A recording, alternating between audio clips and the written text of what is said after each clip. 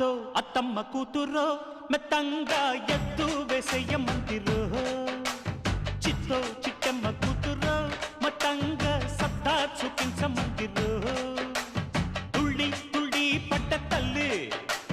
మళ్ళీ మళ్ళీ అంది పుల్లి అవ్వా బువ్వ నాకే కావాలి